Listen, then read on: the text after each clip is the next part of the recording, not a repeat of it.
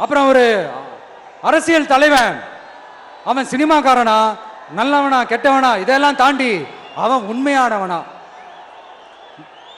அதுதான் ரொம்ப ரொம்ப முக்கியம். இது சம்பந்தமா ஒரு குட்டி கதை ஒன்று சொல்றேன்.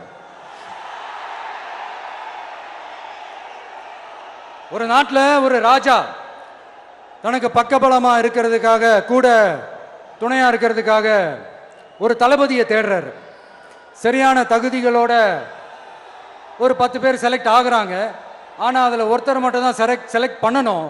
அதனால் அந்த ராஜா என்ன பண்ணுறாருன்னா ஒரு டெஸ்ட் வைக்கிறாரு.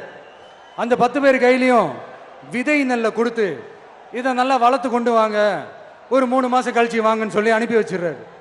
3 மாதம் கழிச்சு வரும்போது அதில் ஒருத்தர் ஆள் உயரத்துக்கு வளர்த்துருந்தாரு, ஒருத்தர் தோல் உயரத்துக்கு வளர்த்துருந்தாரு. அதில் ஒரு 9 பேரும் நல்லா வளர்த்து கொண்டு வந்திருந்தாங்க. ஒருத்தர் மட்டும் வெறும் தொட்டியோடவே வந்தார்.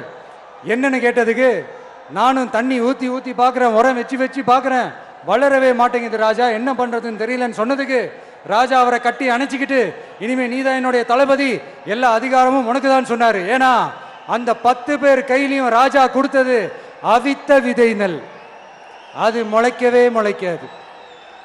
அந்த 9 திருட்டு பயலும் என்ன பண்ணியிருக்காங்கன்னா வேற விதை நெல்லை வாங்கி அதை வளர்த்துட்டு ராஜாவையும் மக்களையும் ஏமாத்திருக்கிறாங்க. ஆனா இவர் மட்டும் உண்மையை போட்டு உடைச்சிட்டார். அதனால ஒரு நாட்டுக்கு திறமை எந்த அளவுக்கு முக்கியமோ அந்த அளவுக்கு உண்மையும் நேர்மையும் முக்கியம். இப்போ நீங்க எல்லாரும் தான் அந்த ராஜா. நீங்க தேர்ந்தெடுக்க போற அந்த தளபதி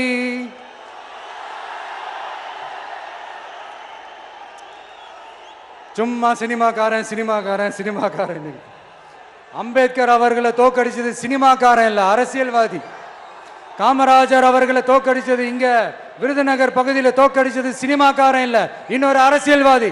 இன்னைக்கும் நம்ம கூட வாழ்ந்துட்டு இருக்கிற நல்ல கண்ணு ஐயாவை தோக்கடிச்சது சினிமாக்காரன் இல்ல, அரசியல்வாதி.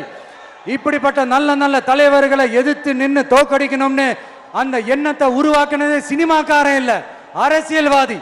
அதனால எல்லா அரசியல்வாதியும் அறிவாளியும் கிடையாது, எல்லா சினிமாக்காரனும் முட்டாளும் கிடையாது.